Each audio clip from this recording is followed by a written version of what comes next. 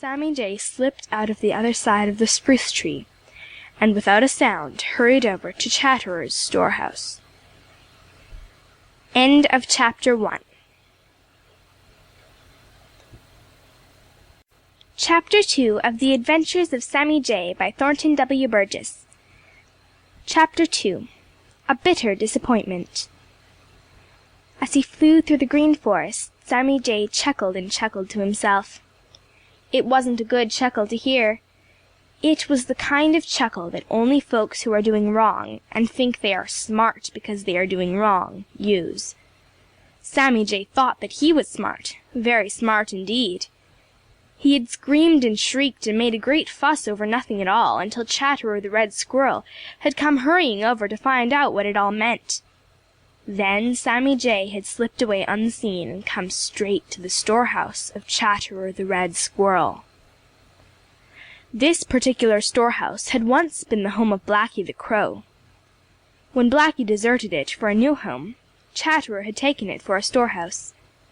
He had roofed it over, and all through the pleasant fall he had stored away nuts and acorns in it. Sammy Jay had watched him. He had seen those sweet acorns and nuts put there, and he had never forgotten them. Now, with the snow deep on the ground, the easiest way to get a good meal that he knew of was to steal some of those very acorns.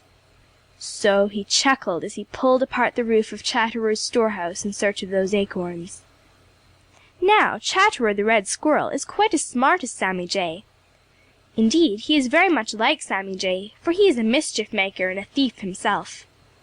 So, because people who do wrong are always on the watch for others to do wrong, Chatterer the Red Squirrel had kept his sharp eyes wide open all the time he had been filling his storehouse in the fall, and he had spied Sammy Jay's smart blue coat when Sammy had thought himself nicely hidden.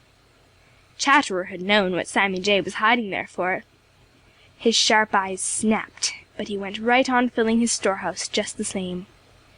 Then, just as soon as he was sure that Sammy Jay had gone away, Chatterer had taken out every one of the sweet acorns and put them in another storehouse, inside a hollow tree. He had left nothing but hickory nuts, for he knew that these are too hard for Sammy Jay to crack. But Sammy Jay didn't know anything about this, and so now, as he broke his way into the storehouse, he chuckled greedily. Pretty soon he had a hole big enough to stick his head in, and his mouth watered as he reached in for a sweet acorn. All he could find were hard hickory nuts. What did it mean? In a great rage, Sammy Jay began to tear the storehouse to pieces. There must be some sweet acorns there somewhere. Hadn't he seen Chatterer put them there? He forgot that he was stealing. He forgot everything except his disappointment, and the more he thought of this, the angrier he grew. He would have pulled the storehouse all to pieces if Chatterer himself hadn't come home. Sammy Jay had just stopped for breath when he heard the rattle of claws on the bark of the tree. He knew what that meant, and he didn't wait to look down. He just spread his blue wings and with a scream of rage flew over to the next tree. Then such a dreadful noise as there was in the Green Forest. "Robber!" screamed Chatterer the Red Squirrel, dancing up and down with anger. "Thief yourself!" screamed Sammy Jay. It was a dreadful quarrel, and all the little forest people who were within hearing stopped their ears. End of Chapter 2. Chapter 3 of The Adventures of Sammy Jay by Thornton Burgess. Chapter 3. The Vanity of Sammy Jay. When Sammy Jay isn't planning mischief, or sticking his bill into the affairs of other folks with which he has no concern, or trying to frighten someone bigger than himself, or scare someone smaller than himself, he spends a great deal of his time admiring his fine clothes and thinking what a handsome fellow he is. And he is a handsome fellow.